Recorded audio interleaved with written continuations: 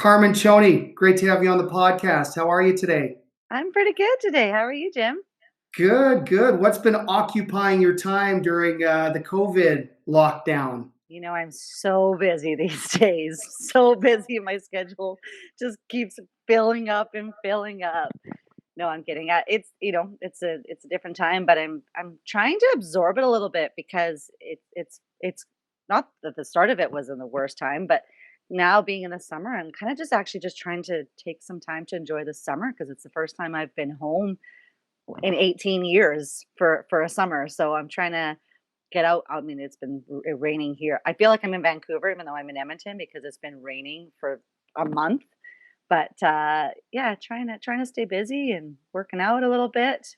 Thank goodness a girlfriend of mine has a boxing gym here in town, so trying to stay somewhat sane by boxing and I mean, there's always a thousand emails, but other than that, just plugging along. Yeah, it's a great workout too. It's one of those workouts that forces you to engage every muscle group, work on your conditioning and your hand eye coordination, everything under the sun. So it's a Yeah. well-rounded workout for sure. For sure, and also I mean, the fact that we haven't been on a bag has just changed technique completely. I've used different muscles than I ever did when I was doing it on an actual physical bag.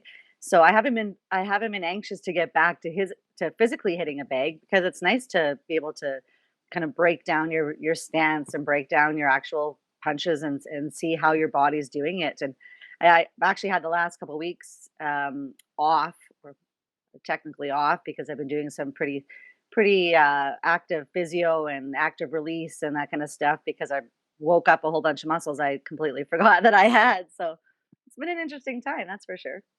Now, do you wrap your hands when you hit the bag? Do you hit the heavy bag? Oh yeah. Yeah, good. And how are your hands holding up? Good. My hands are fine. It was hard when I had the fake nails. I would come out of there being like, "Ooh, how was I holding my hands?" But other than that, I've done pretty good. Just the shoulders. I'm just noticing the difference in my shoulders, and I've always had pretty active shoulders. But man, that's just such a difference when you have the wraps and the gloves and the actual physical punch versus standing and watching how you're doing and standing and leaning and yeah, hands are good though. Yeah, I very still have good. knuck I still have knuckles compared to most. Yeah, totally. Sometimes those just disappear altogether the more you hit the bag, right? So, Yeah. well, that's good. I'm glad that you're enjoying a little downtime. It's funny. It seemed like our industry had gone from 0 to 60 in the last few years, and as much as this has been a death blow to some aspects of it, and certainly critically wounded our industry in some aspects, it's refreshing to hear that there are people out there like yourself who are just making the most of it and going, you know what, taking a breather and a break, not the worst thing in the world. Yeah, and that is a forced thing to do because I can tell you I remember one of the very first conversations we had was me saying to you like, "So what does this look like in March?" And you're like, "Well, next year will be great." And I was like, it was like instant panic attack. I'm like, "Next year is 9 months away. Like, what are we going to do for 9 months?" And then it was like, "Oh, the first 3 weeks or a month you're like, "Okay, I'm going to get everything in my house done. I'm going to go through all my old things that I don't have a chance to do and I'm going to get through all my home renovations and spring cleaning and stuff." And then there was kind of a lull, like, I don't know what to do. Like, I don't know. I'm gonna have to unpack my suitcase, and I haven't unpacked my suitcase in 20 years. So I guess that's what a person does now. And then it was almost like a mind shift where you're just like, no, okay, like I can't do anything about this, but also nobody else can. So it would be different if it was a personal attack at me, if it was something that I done wrong and that I couldn't work because I had done something, but understanding that it was not even an industry thing, but a world thing was easier on my brain to be like, okay, everybody's in this position. So we just need to chill out and ride it out and, do our part and flatten the curve. And I was in a different spot this last year because my mom had went through chemo last year. My mom had lymphoma last year, and so finished her chemo end of the year. So I was already kind of aware of what was going on to try and keep her healthy and not put myself in compromising positions, whether that was on the road and coming home and taking my 2 weeks to just make sure that I wasn't getting her sick. So I kind of just turned that around to being I'm home. I can see her get healthy. I'm in a position where she is healthy now, and I can enjoy the time that we didn't have last year when I was gone and she was not healthy, and kind of just justify that all together. So yeah, just reminding myself. And look, it let me be honest with you in the fact that I have had some shitty days too, where it's like I don't want to do anything. I don't want to get off this couch. I don't want to get off of that. I've watched more Schitt's Creek than I think I did definitely when it was on the air. I watched it all now. And then, like those kind of things you get in that rut, but at the same time, just I'm excited. I'm excited for what's coming forward. I'm excited for how much is coming. I'm a little bit scared about the anticipation of the amount, the quantity of shows that could come upon us. And yeah, just kind of looking forward to what is to come.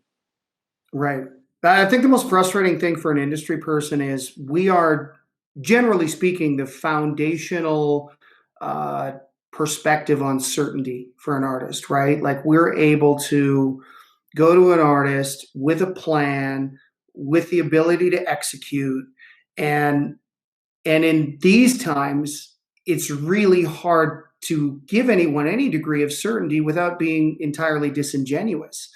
And I've really struggled with that. I'm sure you have too. Yeah, and also who knows what, because our industry is so vast and we talk to so many people. We don't just talk to our Canadian friends or our Canadian industry. There's a lot with the US and in Australia and Europe and all that. And because everything is so different right across the board, you almost want to take like, oh, so what have you heard? Oh, what have you heard? What have you heard? Which is good and bad at the same time. Like what's happening there does not necessarily what affect us here, but that's also a good thing. I think that's we're wanting the answers and we're so curious. I think that that's just in general that even being at home, I knew when I was going to be home until the next show or until next time I had to leave for something else. There's always an end date, and everything we do in this industry has a date. We don't know days. How many times, like that's why I do my things on the today is Monday, we're in Fort McMurray, because we don't know what day of the week it is or where we are, but we know what date it is. I can tell you what's happening there. So just trying to wrap your head out around that there's no date involved is a new norm, that Yeah, they it's definitely something to wrestle with, and psychologically speaking, you're one of those people who's logistically driven, and you have to be. You have to be very detail oriented to do your job at the level you do it at. And when you're unable to ascertain details, it adds another layer of driving you crazy, without a doubt, I'm sure. So, in your role in management as part of the MDM team, how have you communicated with artists during this time, or provided them with a degree of certainty, or some level of security, so that they just don't feel like they're in it alone? I think we've been pretty good at staying in touch unconventionally, whereas before we've done the management calls and our structure calls, and we've been better about being doing Zooms and actually seeing someone face to face, and being able to read emotion and know that life is not normal. And if you don't want to talk about business, you don't want to talk about business, and understanding that some days like you just don't want to be creative. So me as a manager can say, I need this from you, and you turn around and say, I just don't feel like it, because I totally feel that too. So laying it out there that we get that it's a weird time and that we're all in it together. We've been well, I am the meme queen. I'll send the most random Instagram memes I find.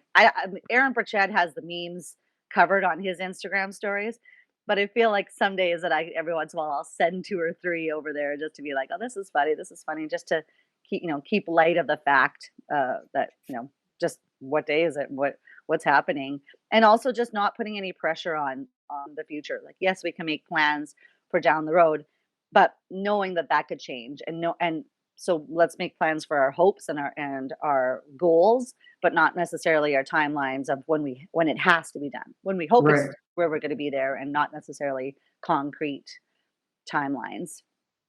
Yeah, it's so hard to build execution plans around the inability to put deadlines in place. It's Yeah. driving all of us crazy, I'm sure.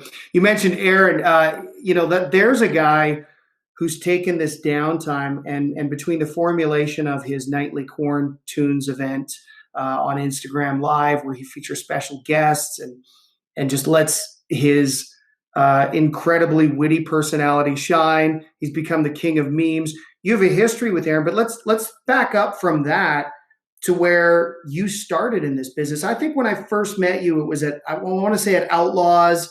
There was a Poverty Plainsman, Genre Brothers show there. I believe at the time you were selling merch, but helping out with a bunch of other things. And I remember meeting you and thinking like, wow, she really loves this business, really loves the artist. You were singing along to every song at the merch table. And it was just so great to see that enthusiasm on display by a young person who had obviously followed their heart into the business.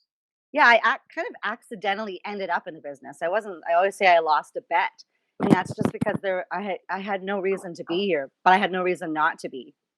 I There was a TV show in Edmonton called Barn Satellite Network that Danny Hooper was doing, that Don Metz and Aquila Productions was producing, and I was working at a store called the Western Boot Factory, where the gigantic world's biggest boot is. I was working there, so I went as their representative to the show, and just kind of got to know everybody. Dwayne Steele was the artist. I was a very big Dwayne Steele fan.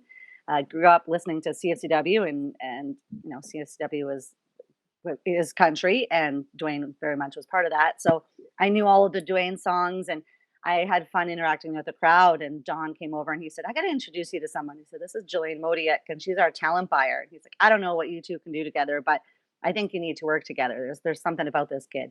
And I literally was 18, like I was a kid. And so Jillian's like, "Well, do you want to come and do some volunteer work with me, and we'll see where this leads?" And I was like, "Yeah." So she was working with the Poverty Plainsmen out of Saskatchewan, and then she was also working with the Dead Reckoners out of Nashville, doing publicity and somewhat management and all that. So I went and volunteered a week with her, and she went to South by Southwest, and she said, "Okay, well, would you hold down the fort?" And I was like, "Yeah." And by the time she come back, I had organized her office and sent out press releases, and she's like, "Oh, okay, this is going to work." So quit my job at Western Boot Factory and came to work with her full time, and we went on the road with the Plainsmen, and she was doing publicity, and I was selling T-shirts and doing whatever grunt work needed to be done. I just wanted to be there, and I loved being there. And I was going to university. Went to university. I went to Grant McEwen first, and then I transferred to the University of Lethbridge, but in Edmonton. So I was taking night classes. So I was going to school Monday through Thursday, and then going on the road Thursday through Monday, and doing both at the same time, which was good because I was applying. Sorry, Jim, I don't even know how I did that. Okay. All right. We got you. I was applying everything I was learning in school right back on the road. So that went on for over a year, and few changes there, and I took on more responsibility with them. And there was a highway accident, and I wasn't on the bus with them, or in the truck with them. And so, long story short, with them, they came off the road, and I had already started to work with a few other artists. We'd been working all those years with Steve Fox and Diane Chase and the Spin Records guys, and so I kind of had my hands all over the place, and had met the Aaron Pritchett camp, and we were doing a Grand Prairie Bud Fever, I think it was. I can't remember if it was a Bud Fever or Stampede. No, it must have been a Stampede, because it was inside the arena. And the Pritchett band phoned and said, "Hey, we're going up to Grand Prairie, and the Plainsmen are there. Are you going up?" And I was like, "Yeah, I am." They're like, "Well, we only have one vehicle, so can some of our guys ride up with you?" So we loaded up my vehicle with all their gear, and had Mitch Merritt come in with me, and we got stuck on the highway behind a traffic accident for 4 hours. So Mitch and I talked about everything, and we joked with the other van. And Mitch said, "So what do you want to be when you grow up?" And I was like, "Grow up?" And he was like, "Oh, this is going to work out just fine." So when we got to Grand Prairie, I ended up doing my stuff with the Plainsmen, and I just automatically jumped into Aaron Land too, and did their set lists, and made sure their stage was fine. And at the end, Aaron walked over and he was like, "Well, we've never had anybody take care of us like that. Like, can you do that for them and for us?" And it was an easy transition. Things ended with the Plainsmen, and I went right into Pritchett world. And I think that's the magic of defining a role in this business. Is there's a lot of jobs sometimes that are up for grabs that nobody's thinking of or considering or going, you know what, wouldn't it be nice if someone did that for the artist instead of them Yeah. having to do it themselves? And and it sounds like that was an impetus for your ambition to go, let me just go out with a defined role, but also I'm going to fill in the holes wherever I see them. Yeah, and I because there was no job title, I didn't only have one thing to do. I was like, "Well, I can do this and I can do this, and if I don't do this." I guess I should back it up to one day Mark introduced me, Mark from the Poverty Plainsman said, "This is Carmen, our road manager." And I was like, "Road manager? Like, what does that mean?" He's like, "Well, that's what you're doing." And I was like, "Oh, I thought it was the merch girl." Like, it was in that sentence, in that introduction, that I was like, "Oh, I guess I have a new job change." And that has really been how everything has changed in my career. There's never been like a, and today you're going to do this, and tomorrow you're going to do that. It's like, oh, you did that too. Okay, that's cool. That's now part of your your job requirement because you've already done it. So I just wanted to. I wanted to do all of it. I shouldn't say wanted to because I still that's how I am now. It's like I'd rather do it myself than get anybody else to do it. It's just like I love the whole experience about it, which is why I liked the merch because I was dealing one on one with the person, like with the customer and the fans, and then I liked working with the artists because I got to see the creative side and how they got into it, and then I love the logistics side and working with the promoter. So I really see all of the sides of it, and like that's why I say now, like I have the best job. I see things that the band never sees. What I see from side stage they'll never understand. They'll never see the moments because they're in the moment. But I hear the stories and people tell me what a song means to them so that I turn around and I tell the artist. So I have the best part. My job is for sure the best. And it's just evolved into I don't know how I to got train the to. thoughts, Jim. Sorry. It's all good. It's all good. No, I think that's a really great point of wisdom that you're offering to people, to evolve your job by taking on more tasks. And one of the things I often say to young people who are looking at getting into this business, I always say, this is going to sound harsh, but I want you to get exploited your first few years of the business. I want you to go out and volunteer and sell merch or run cables or understand how the process works so that you can acquire enough knowledge to then be able to charge for your services, right? And as much as that's not necessarily a popular stance in the day and age of equality, and of course, you don't want people to get exploited to the point where they feel like they're really getting taken advantage of. But it's like, you got to get out there and figure out what your role is, what you're really good at. And it's hard to get people to pay you for a practicum sometimes, right? So if you want to invest in your own ability to work in this business lifelong, you want to find out what you love. You want to find out where your skill sets deploy the most effectively to offer the maximum amount of value to the artist, right? Now, as the equality discussion has really permeated the airplay and 50-50 gender equality, and that's been something that the industry's been really pushing for. But on the industry side of the business, you are there's not a ton of female road managers. There are a lot of great ones and a lot of very prolific ones, but it's not like it's a 50-50 breakdown in that world either. No. So how is that experience for you, um, understanding that you represent a minority aspect in that component of this business? Has it been uphill? Has it worked to your advantage at times? Like, how has that experience been for you?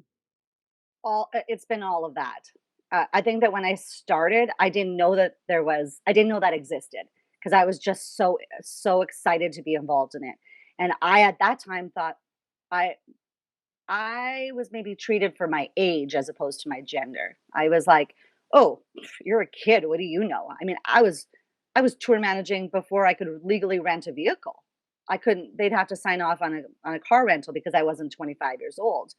So I think that that was more of a detriment when I started, that people were like, "Okay, what does she know?" But at the same time, it was like, "Okay, well, she doesn't have a history and she hasn't been burned, so she's probably just gonna go out and do it anyways," which was a huge asset for me. And as the years have gone by, people have been like, "Well, you're a female that has lasted this long in a male-dominated business. That says something." So it's kind of brought my clout up, where people are like, she can stand up with the big boys and she can handle herself amongst, the conversations of the masses. But at the same time, I don't think it's any different whether it's as a tour manager, as a manager, or as a female in the business. It's still something that it's like I get emotional. I still get emotional. I'm so passionate, and you know this, that I'm so passionate that I have all of the emotions, and I good or bad, I say them all. So, a lot of times I've heard in the past, like, "Oh, so you think too much, or you care too much, or you love too much." And it's like, yeah, that's why I've lasted like I have, is because I've been 100% in all the time. I don't know if that's a detriment, but it's definitely something that's been noted, and I don't know, poked fun at, but the same idea. It's like, oh, there's the ovaries again. Oh, she's talking as a girl, and I'm like, well, yeah, but I'm also just talking with experience, and I'm speaking from the heart, and I don't have the ability to turn that off. That's just who I am. I don't think that matters if I'm a female or not. So it's Yeah, and I think frankly it's disingenuous to associate that with females over males. I mean, lots of males are very passionate, very emotionally driven. Usually the very thing that makes you the strongest and is your biggest asset also is your biggest weakness, for sure. right? And Yeah, once you start to understand that, it's like, okay, if I channel this passion, energy, and emotion uh, in the proper way, I can be pretty bulletproof for my client. But if I allow it to consume my house like a fireplace, like a fire leaving the fireplace and burning down the house, then it's not good, right? But I would say you've identified that very well, because as much as you probably had to be hard nosed, and I think your personality is just that way naturally, you've also really worked on your diplomacy. yeah. I always say I'm good cop, bad cop. I am your and on all the sides. I'm your best friend until you mess with my artist, or until you do something that I don't see as right or just, and then I'll show you the other side. But I always do it with fairness, even if we don't agree. I respect everyone's decision, and I respect that we can have different decisions, and that I just ask for the same in return. And when you don't always have that in return, that's where there becomes a little bit of a battle. But I think that I've learned over the years that it's like I can only say so much. I can only give so much. Then I have to go, okay, that's a you problem. That's not a me problem. Because for a long time, I'm like, well, that person doesn't like me. That person doesn't like me. One of the very first things that I ever was told in the business by a very dear friend of both of us, who will remain nameless, he told us at one of those outlaws or cowboys shows, he said, "I don't like you." And I was like, "You don't like me? Like, what did I ever do to you? Like, what? What happened?" I was like, "Can you tell me why?" He's like, "Yep, because everyone else does." And I like it took me aback, and I was like, "I'm just gonna ask that again. You don't like me because everyone else does?" He's like, "I don't get what it is about you." And I saw that as fuel. I was like, "That's amazing. That's actually amazing that you can say that, and that you believe that, and that you would tell me that. Like, thank you. Thank you. Have a nice day." And I never took it. It was like I kind of said, like, okay, that's if that's why you don't like me, that's fine. I'll move on.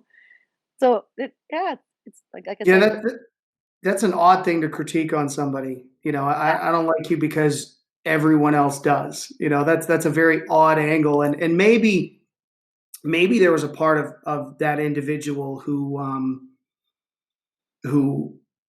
felt like they needed to humble you in a particular moment for one reason or another. And um, sometimes when people do that, it's the old adage of, do you want to build the tallest building, or do you want to build a mediocre building and then really work hard on tearing down everybody else's, right? And I think there's a part of me that has sympathy for people who live in that headspace, because they never maximize their full potential because they're too focused on doing whatever they can to tear everybody else down. They're not working on their own building. They're not working on their own foundation or all the bells and whistles that would make whatever they're creating really special. But you have, like I said, I alluded to the diplomacy earlier. You have this great reputation of being a hard ass and being hard nosed and fighting for your clients. But at the end of the day, figuring out peaceful solutions so that your client is welcomed back at that event, and and the ability for you to identify that as the end goal is is it's incredibly emotionally intelligent, but it's also incredibly practical. No, thank you. I always say the same thing. Is like, when we leave a festival, if I'm a jerk backstage, Jess Moskaluke was a jerk. Not that there's no if ands or buts. They're not. They don't remember my name. They remember my position, but they don't know who I was. They just know that I was associated with her and she was a jerk. Or same thing. It's no different as when I'm not at work. If something happens and there's you're a passerby in something, it's like, oh, I recognize her. She's associated with so and so. So that person therefore is tied into that. So it's a conscious decision. I don't always want to be the good guy in the scenario, but at the same time, it's like I want to be able to go back. And the other thing that I've learned a long time ago is that you're going to go back. It's a very Canada is massive, but the market is small. So you're going to go back again. So if you're going back with bad expectations and bad memories of a scenario there, you're instantly going back with your shoulders up, hating going back to that scenario when it could have actually been one of the best shows ever. So it's not worth it. It's not worth it to hold that down.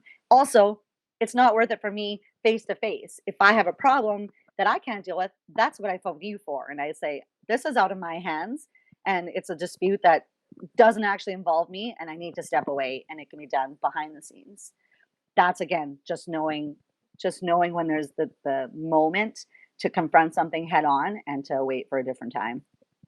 Yeah, there's the devil's in the details, but so is God, right? So if the details are as intricately outlined as they need to be, and the advance process goes well, then there's very little that should slide off the rails. But every once in a while, it does happen inevitably, or sometimes a promoter gets themselves in a position where they had expectations for how a show would sell and maybe they didn't market it properly and now they're trying to cut corners and save money and so when you encounter a situation like that, how likely are you to stick to the script to the T or go back to your artist or me in some situations or Mike and go, hey, listen, here's the situation. This guy's going to pay us, but instead of 10 hotel rooms, if we could do with 5, that would save his ass tonight. Like, have you had situations like Oh that where yeah. you've literally had to adapt plans on the fly because you want to fight for your artist, but you also understand that the more promoters we drive out of this business, the worse it's going to be. So there's that deployment of your short-term responsibilities with the long-term objectives of what would be best for your client and ultimately the industry. Yeah, 9 times out of 10, I'll maneuver a little bit because shit happens, and that's just the way it is, and it's most of the time it is out of anybody's control, and the battles that you face have nothing to do with what's been planned in advance. It's just what's happening on the ground, whether it's weather or personnel or whatever it is in between.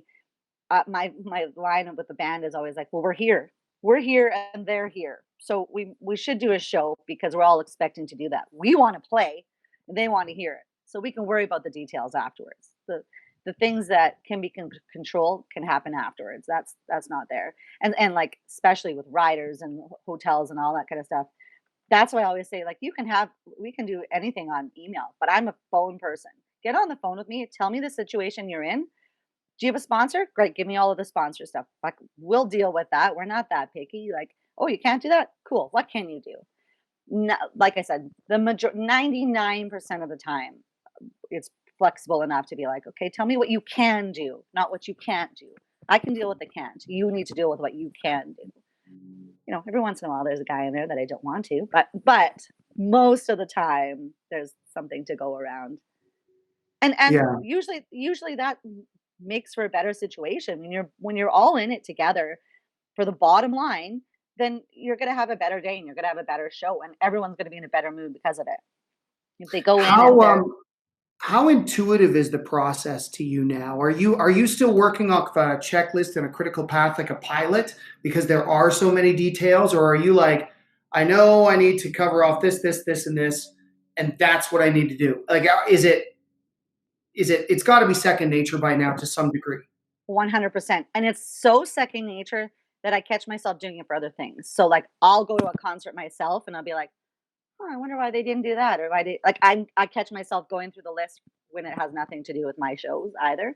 But yeah, and I think I apologize to my band for that often because I do advance like that. So a lot of it stays in my head, and then they'll be like, "Hey, Choney, like, is there anything that we can like? Oh shit, yeah. Now here have this information. Check master tour, whatever the case is." But that's also an understanding on their part, is they know that I know the information. I may not have done it. So with Jess came up with it a few years ago, but she says I'm Carmen. They're my little Carmlings, much like ducklings, because they follow. Like just not too long ago, actually, when we did Manitoula, and we went for sound check, and we came back, and we went for there's like a little brewery there, so we went and had a beer, and we started to walk across the street, and the guys were talking. And I just went stop, and no one stopped talking. They kept talking, but stopped their positions, and I was like, okay.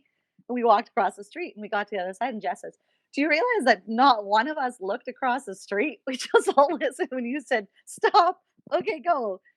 That's very much how our shows are run too, because it's like, okay, Carm says go there or do this, or we have to be there in 15 minutes, or, and if I say lobby calls at 10 o'clock, lobby calls at 10 o'clock for a reason, not because I decided that was a fun time to be it.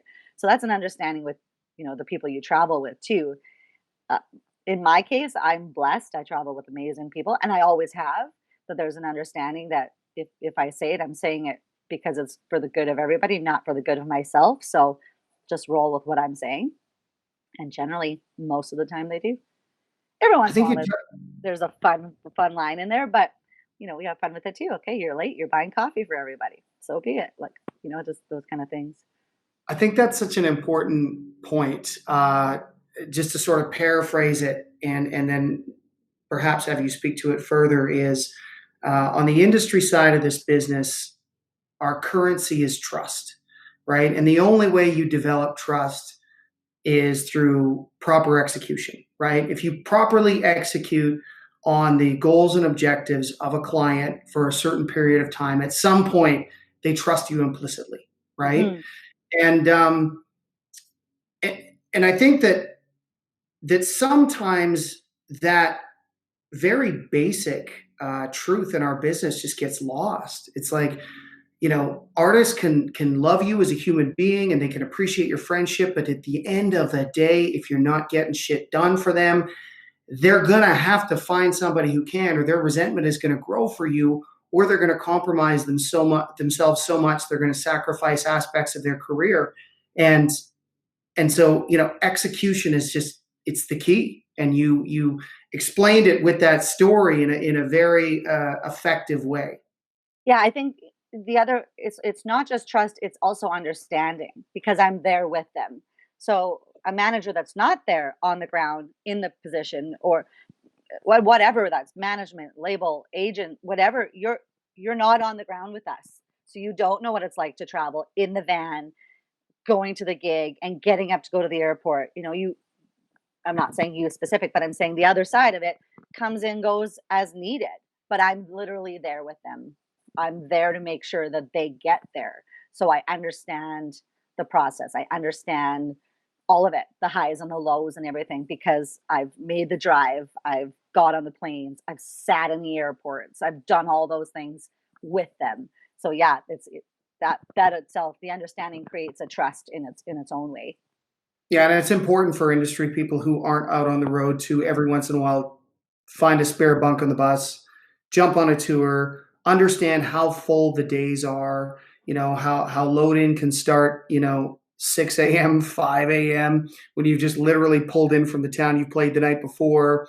You've got press in the morning, and then you've got, sound checks, and then you've got your VIP event. And like the days are always tight when you're on the road. And I think it's really easy to forget that when you're in the office. So it's in order to develop that empathy and that understanding, as you said, it's really important for industry people to get out and go on the road every once in a while, spend a full day with the camp, um, or obviously as much as possible, but really collect an understanding of what you're putting everyone through when they're out on the road, so that you can anticipate their needs and be an even better and more powerful service provider for them, right? Yeah. It's just it's imperative. Yeah, because we hear that a lot of times. It's like, oh, well, you can do that when you're on the road. I mean, people write all the time. Well, yes, people do write, but they also do that while they're driving or when there's a day off or whatever's happening. It's not on a show day. On a show day, you're in show mode. You are there, you are checking in, you are getting ready, and you're like, oh man, it's 1 o'clock. Oh, okay, well, I have to do this now. And it's like, I've had people say that to me before. It's like, "Oh, you're going on the road. Like that's a great chance to get in shape. Like, you're gonna have a chance every day to work out." And like, I don't have most times. Like, I don't definitely don't have time to eat or poop or anything else in there. So I don't know how you think that I'm gonna get a chance to work out. Like, yeah, I'm gonna go up these stairs to take merch to the top of the stairs, but that's about as much time as I'm gonna get in there. So it's back to the understanding. You don't know unless you're there, and I get that, and I understand what our business is, and I know that we are an escape. When people come to our show, they escape, or when they hear a song on the radio, they get caught in a moment, and that's what the beauty of it is. When you come, you're not thinking about any of that. You're not thinking about any details. You just are, loving the song because it reminds you of a good time, or sad because it reminds you of a sad time. You're going through all those emotions. You're not thinking of how that artist got on stage. But our team needs to understand that. Fans don't need to know that. The fans, like I've said before, can think we live in mansions on the hill and that we've got multiple houses all over the world and we are all rock stars. But our team needs to understand that, it is every day is accounted, every hour is accounted for, and that's not normality. It's not, we always laugh, it's the whole sex, drugs, and rock and roll. Now it's bottled water, vitamins, and humidifiers. Like we are so conscious about not getting sick and not hurting somebody and just being able to do. Look at artists. Look at how many shows they're doing back to back. That's not how they did it back in the day. They did it, but they not well. So it's times have changed, and just touring, and whether it's a full tour or a one-off show, it's the same thing. It's the same thing, no matter how many times you have to do a show. Yeah, health is heavily prioritized as it should be. And it's funny. I go to Nashville, and I'll pop to the gym at 7 in the morning, and I'll see Kip Moore, Sam Hunt, Thomas Rhett, Brett Eldridge. Uh, they'll be working out, right? And it's like, I grew up in the 90s listening to 90s country. I'm not sure Tracy Bird or Joe Diffie ever made it to the gym at 7 a.m. in those days, right? Like, Exactly. and that's not a criticism. It's just the whole culture change, and the priorities of the amount of demand that's on you to perform at the highest level has gotten to emulate the professional athlete world. It's like, no, no, no. You can't be winded when you're on stage. You can't be sick when you're on the road, or you won't be able to sing to the level that you're capable of, right? So those things have all shifted and changed, and that's been really interesting to see. And when you talk about people not understanding or not getting what you do when you're on the road and how full your days are, what would you say for young men and women who want to get into the business and they go, I want to be a tour manager, I want to be a road manager? What do you think is the most misunderstood aspect of your duties that people don't get? Like the parts of it that just aren't as sexy as standing side stage or backstage during the performance. You miss a lot. You're not at home a lot, and it's a lifestyle, and it is a choice to be gone and to, I've missed more weddings, funerals, birthdays, anniversaries than I can even count. It's not even worth it to look at it because you just miss it. But on the other side of that, the experiences you get can't be counted. when someone says, "What was your favorite this?" I'm like, "Oh my gosh, I've got 20 years of that. Like I can't give you a favorite, favorite moment." But I also just think that a lot of people that are getting into it now think I need to go to school, I need to get my formal education on how to figure this out. And though I'm saying school is important and I think everybody should do it if given the opportunity, I think that your life experience is so valid and so much more applicable to being in the moment. But that also involves just being involved. I was involved with the folk festival before I went on the road, and I'm in country. But the experience of being involved with, everybody involved with the folk festival. I was on the media team, so like doing the media side of it and the artists backstage, and like I worked with Gord Downey, and I didn't know that Gord Downey was as big as Gord Downey was because he was just a guy at the folk festival. And I think that becomes a different scenario for your brain where it doesn't matter if you're at the folk festival, if you're at the Calgary Stampede, or if you're at the CMA festival. Your mind just allows you to just be the same person because it's just what you know how to do. You just are in the moment of doing it. So I say get involved. Every town has a rodeo, a fair, a festival, a choir, a performance, and it's something that they can get involved with. Volunteer, do it. Just get involved because the other thing is you don't know you can do it. Our lives are not easy, and we're not all built like this. Like I've had friends come on the road and be like, you know what, see ya. I'll see you in the next town because this is ridiculous. Like I don't know how you do this and why you do this.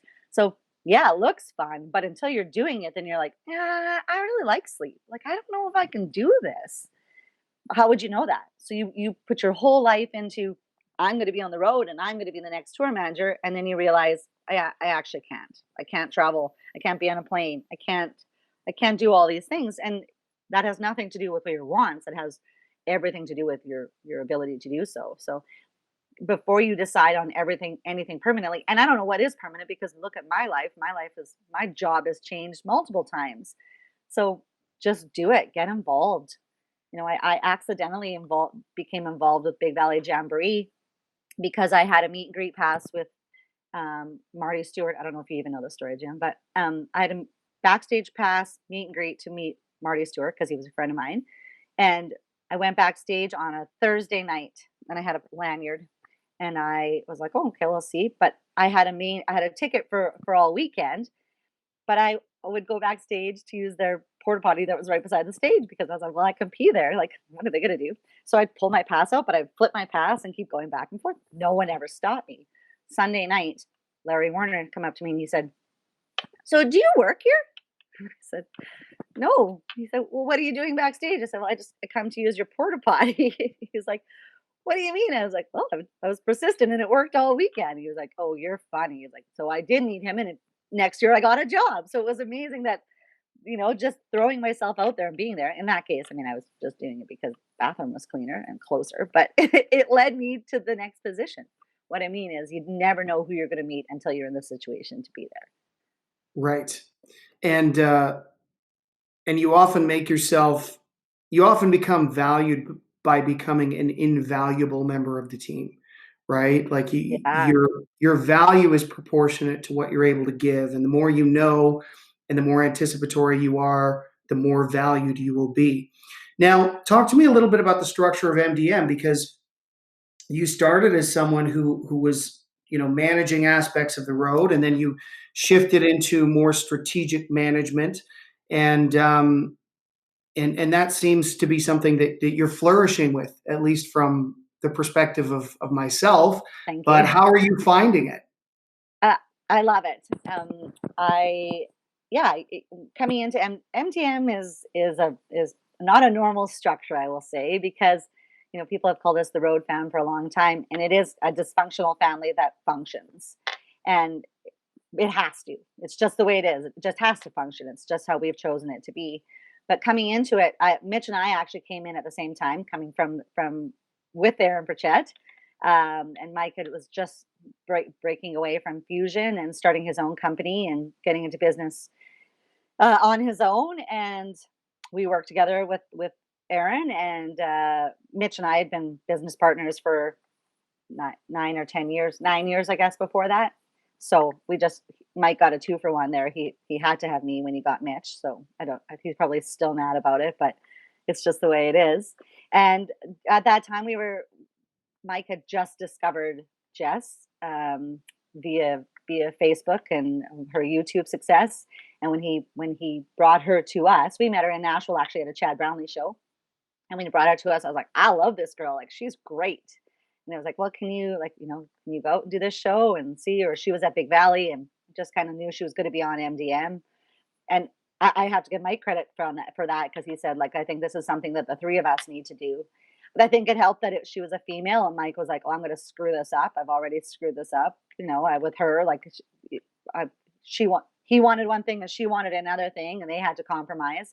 So I think they needed to add another female voice in there just to kind of, reason with Mike over what she might have wanted, and it works. It just, for whatever reason, it has no reason to work, and it works. We all know our strengths and our weaknesses, most days, and we choose to build each other up and let each other, work on the strong stuff, and the stuff that we're not good at, we somebody else does it. So it's not conventional having 3 managers. Mitch, Mike, and myself is not conventional, and Mitch would tell you he would never do it again. But for some reason, it's worked with Jess. And then, with the other artists, especially in the management front, it's kind of a collective management. Mike or Mitch might be day to day, but we make decisions together. And if it's a song choice or whatever the case is, it's usually brought to the table for discussion. Again, the artist is still in charge, and they decide what they want because they have to believe in it. They're not going to put a song out and promote a song or tour a song that they don't like. That's happened before, and every artist has been lured to do one song that they maybe have not been 100% behind, and maybe that song is tanked, or maybe it hasn't, whatever the case is. But because the artist is always involved, the more feedback they have, the easier it is for them to make their decisions. So in our case, for Bobby brings a lot of it straight to Mitch and Mike, and then brings it to me on the side to say for constructive criticism, or to say, do you agree with this? And then I a lot of times am involved with kind of the I don't want to say the graphics, but the image stuff, because that's my strong suit. I can nitpick a photo. I remember back in the day with Chad, someone had photoshopped a mole of his off. No, it wasn't a mole. It was a hair on the side of his sideburns. And I was like, you photoshopped his sideburns. And they were like, no, he didn't. I was like, that's not what his sideburns look like. And they were like, oh, I totally forgot. Yeah, I did do that. Yeah, I thought he had something there. I was like, put them back. Like, there's no way Mike or Mitch would have done that. So that's definitely my side. They definitely let me pick those kind of things because they'd be like, yeah, that one looks good. Yeah, well, fair enough. Everybody's got their strengths. So in a situation where there's 3 managers and 1 artist, is there a majority rules scenario when it comes to making decisions, or does the artist have the ultimate veto most of the time? Artist always has the ultimate decision, and especially like for socials, like in our case with Jess always runs her own socials. She does her own creative. That's what she decides. She respects what we've suggested, and she will never do anything that we say don't do, never, but that's just who she is. But yeah, it's a collective decision, and it's usually like, well, that feels pretty good. But if someone's like, I'm 100% against that, it'll never go through. Socials are, it's interesting you bring that up, because that's been a real landmine lately. A landmine ridden landscape that everyone's trying to navigate, with everything that went on with Black Lives Matters and the protests and everything that's been going on with COVID. And, I think a lot of artists are sort of struggling to ensure that they feel relevant and that they have some level of commentary. And they might want to express their own thoughts, but at the same time, they don't want to get canceled. They don't want to incite the mob, as they call it, right? And it's like, how do you guys walk the fine line? I mean, I know Jess well enough in that particular case to know she's very thoughtful and very considerate of taking into account all perspectives, right? When she makes a move or makes a stand or posts something. But that's got to be something that you guys must struggle with. I know we do over here. I had Ron Kitchener on, and he talked about how difficult it is to make sure that you're like presenting something that's authentic while making sure you're not so far off the pathway that you lose people. Hmm. It's a battle, and I think that it's changing all the time. You know, before where social media was like you could just throw it out there and have some fun and do whatever you want, we're in a very serious time. We're also in a very in I hate to say this and this might come back at me, but it's entitled. There's a little bit of entitlement in giving people what they want because we're able to. How I mean what I mean by that is we're not always able to provide free shows or Instagram lives or more content because we do have other things scheduled or we are going on the road and we are doing other things. So right now people are like, "Well, you're home. Why can't you do that for us?" And there's there's a learning happening on what we can and can't do because we don't know what we can do. We don't know what's allowed. We don't know what's going to be challenged from day to day. You know, even in fact, in you want to be lighthearted and you want to put a light post out and then people are saying, well, how can you have a light post in a time of right now? So it's a battle. It's a battle in what you choose to follow because either way you're going to have to defend yourself. You're going to have to defend yourself for being serious and standing up for something or being comical and trying to lighten the moment. Either way, there's people are so heightened with emotion right now that everything is touchy. So I don't know. I don't know the proper way to answer that. I don't, I even myself for social media, when COVID first happened, I was on it all the time. I was loving the shows that were happening and the free workouts and all these things. And now it's overwhelming for me. Like I can't. It's you go on and I'm like, I catch myself like getting closer and closer to my phone because I'm like, this is so intense. So there's like a I'm grateful that I have the ability to walk away from some of the things that are coming to light now. I'm grateful that I'm learning that I can understand that sometimes I just need a break. But I also have to understand that some people don't have breaks from those same things. So it's finding the happy medium of what you can say and what you can't say. And what you Right. can say live versus what you can say in a photo. Because that's different. When it comes out of your mouth and people say, well, I heard you say that. It's Right. like, yeah, but you didn't hear the context in what I've said that with. As opposed to a caption. Right. Right.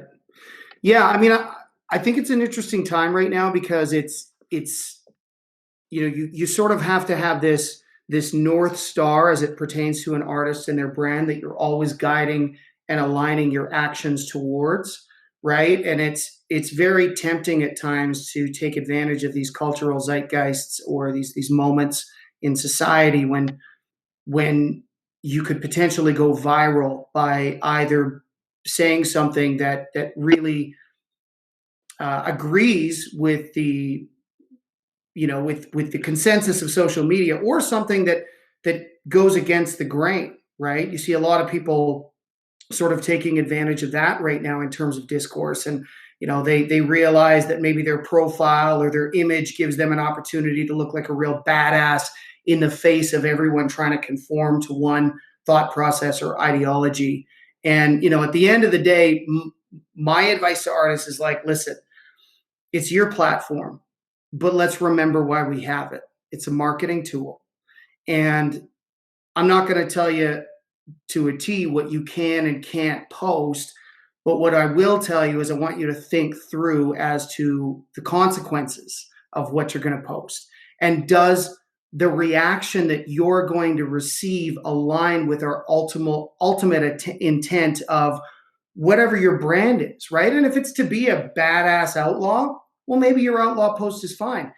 But if your brand is about unity and bringing people together, then you have to be really careful about creating divisiveness. And it almost seems like it's impossible not to these days, to one degree or another. Yeah. And knowing, we can say that, there's three sides to every story, yours, mine, and the right one, right? Or the The accurate truth. one. Yeah. And that's that's the way it is for everything. It's like you can and I think that is especially for an artist is like they can think this from so many ways. Yes, this is how I feel, and I think this is how that person's going to feel, but I really don't know how that person's going to feel. So you have to take the chance a little bit, and what you're posting is going to be okay for everybody. And it's not always, but you have to be able to stand up also for what you're saying, and for those around you. Like, I think that there's I the cancel culture itself is mind-boggling to me, that this is so big, and that people are digging so far for some of the stuff that's happening. But at the same time, you, it's really hard to just say, I got my buddy's back. Like, hey, he's right, because you can't just say that. You have to have that with a defense behind it and everything to do it. You can't just, hold your friends up when you want to just support them. There has to be a little more. That Right. might actually be a good thing. That might take us to a new direction, and that might help us be stronger in what we're trying to say. But it's new. I think it's new. Yeah, where I struggle with it is, we are a community, and that doesn't mean that we don't have standards, and that doesn't mean that we shouldn't hold members of the community accountable to a degree. But we need to decide if we are actually going to stand for inclusion and tolerance, and if we are going to tolerate a level of diversity of opinion, and or allow people to have a pathway back to redemption, right? Like, we all saw this with a former Yes. client of yours, with Chad Wow. Brownlee recently. And a lot of people were very quick to jump all over him and assume intent.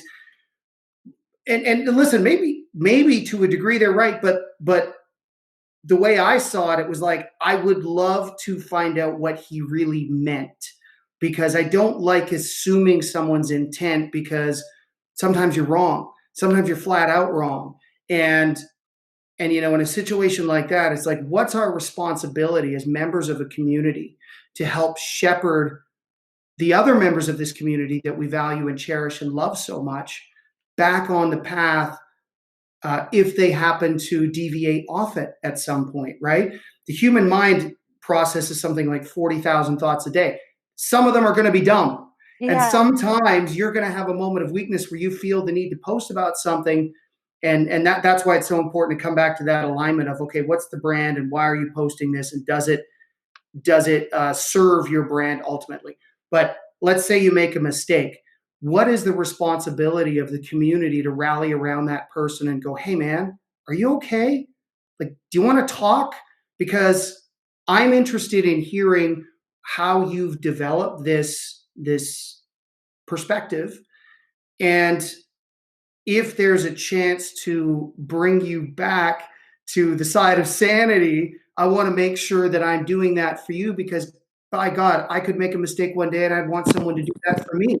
And I think cancel culture has really taken away our empathy and our ability to give people the benefit of the doubt. And in regular discourse, I mean, I always struggled with this. If somebody said something rude, I would want to escalate it because it was where I was comfortable. So I would assume their intent and attack.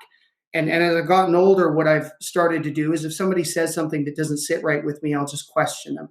And it won't be from an attacking, energetic perspective. It'll be like, hey, listen, I didn't like what you said right there, and here's why. Can you explain what you meant by that? Yeah. And 9 times out of 10, people will find a way back to some sort of redemption, because they'll go, oh, you know what, that's not what I meant. I'm sorry you took it that way. I think empathy is the exact word. What it is. It's like, you can understand that whether you agree or not, you have to be able to understand that, oh, I don't think that's probably what he was trying to say, or I don't think that's what the message that was trying to get across.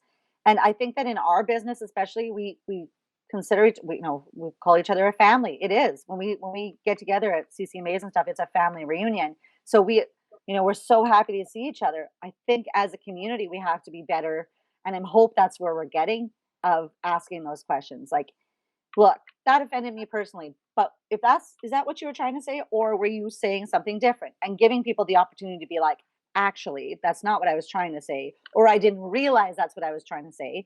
It's simple. It's it happens all the time in one simple word. Someone can say something, you'd be like, huh, well, I've heard that before said in a different way. I didn't think of it like that, and open the conversation. But we're so used to, as a society, just being like, well, I didn't like that. Period. Yeah. That's it.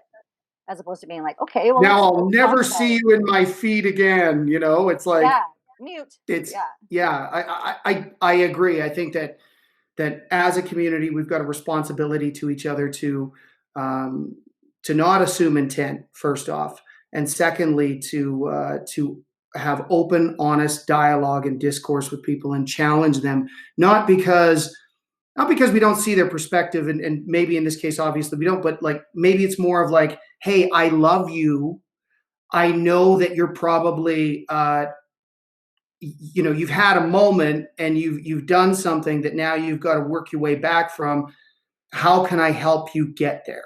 Right? Because that's what a community is. It's a large family, as you just articulated. It's like, it's not this, it shouldn't be this, this community where we're all just waiting for someone to slip up and fuck up so we can all dogpile on them and attack them.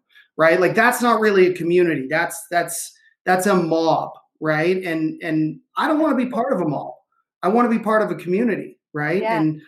And I think outreach is really important. I think figuring out pathways of redemption are really important. I think making sure we're not just assuming intent, especially when we know people and we know in their heart that they don't exhibit or align their behaviors with racism or sexism or whatever ism it is that we're offended by, right? It's like, I know that dude. I know he's not anti Semitic, but I can understand why someone could feel like that's where he came from when he made that post. I get it. I get it. I get both sides. But like, okay, how do we get him in a position where he can explain what he really means? And then how do we find some common ground to get him back to the community and not pretend that because we've canceled people online, they don't exist in real life. Yeah.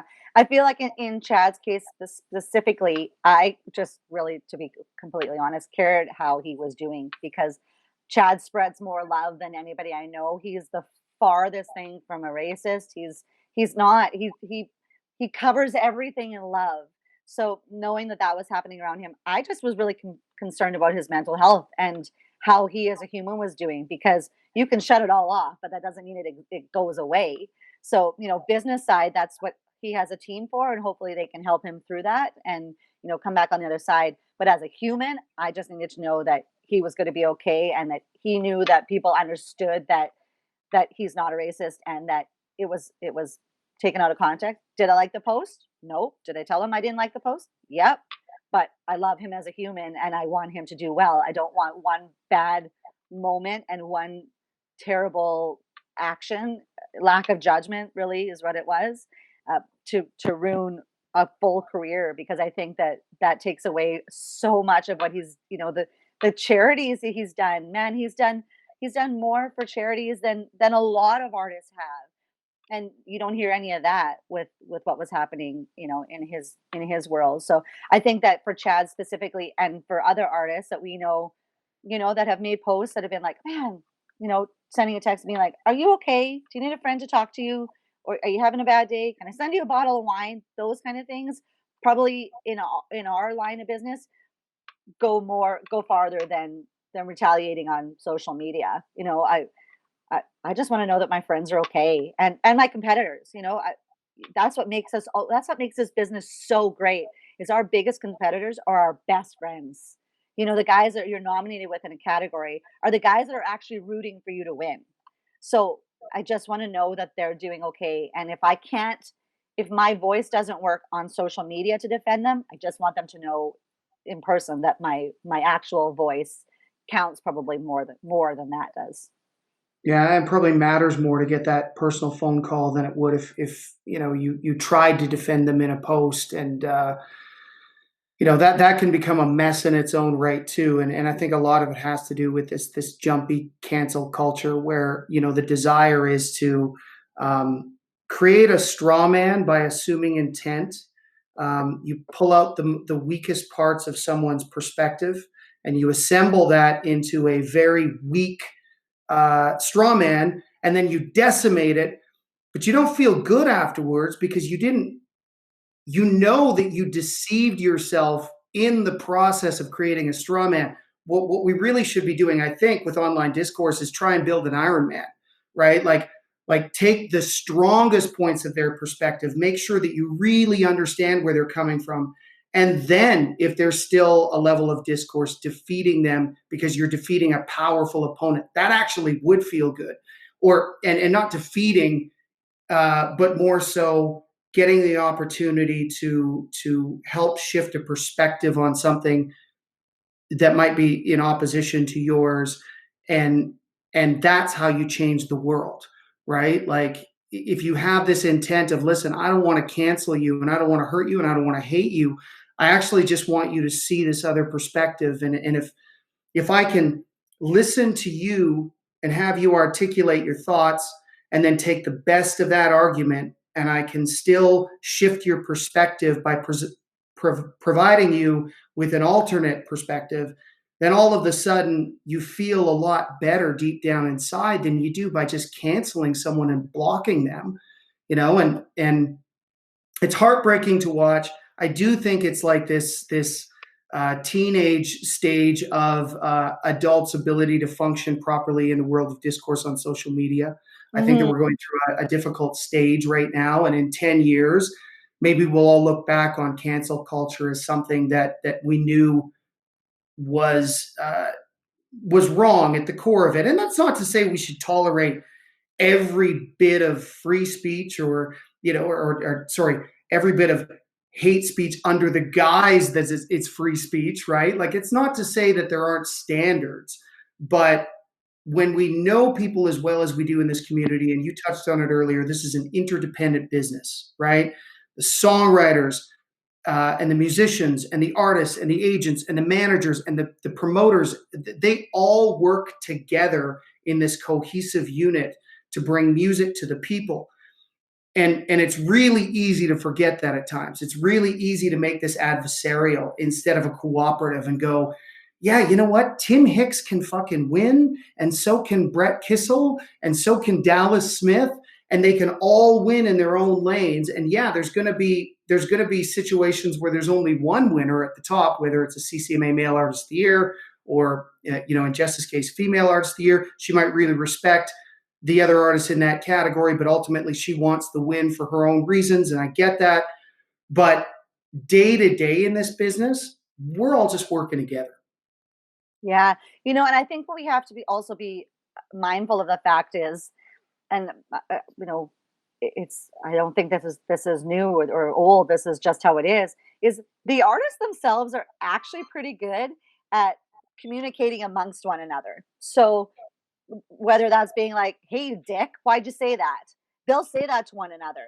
It's when the rest of us get involved and be like, "I can't believe that person said that. What do we do about that?" And you're waiting for someone else to say something different that's gonna cut out what that person said, and it's like over the top one another. When the two artists have already been like, "You're an asshole. Yeah, I know that was an asshole move, but okay, I'll see you tomorrow. Yeah, okay, fine," and they're over it. It's Right. the rest of us around them that have been like, well, maybe that shouldn't be like that.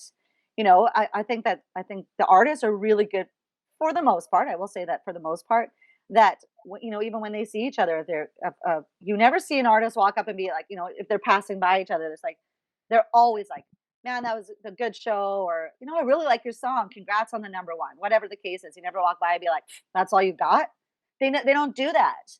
They build each other up. It's If we could think more like an artist does, I think that as an industry, we'd be in a different spot. But that's where competition comes into play, and I think that's human nature, and it's just if we want to be better, we just have to work at it. Just have Right. Bottom line, we just have to work at it. Well, I think that's a profound message to wrap this podcast up. Thank you so much for taking the time. I thought it was going to take an hour, and we're more like an hour and a half. So really Shocking. appreciate it, Carmen. Yeah, My pleasure. Thanks for asking. you're a gem to work with, and thanks for bringing Jess over after all these years. You and Mike Woohoo! and Mitch, and it's going to be a fun 2021. I feel better about saying that now that we're halfway through the year. Yeah, you're right. Yeah, Let's go. no doubt about it. All right. Thanks, buddy. You Well, take care. thanks again. We'll talk to you You. soon. Bye. Bye.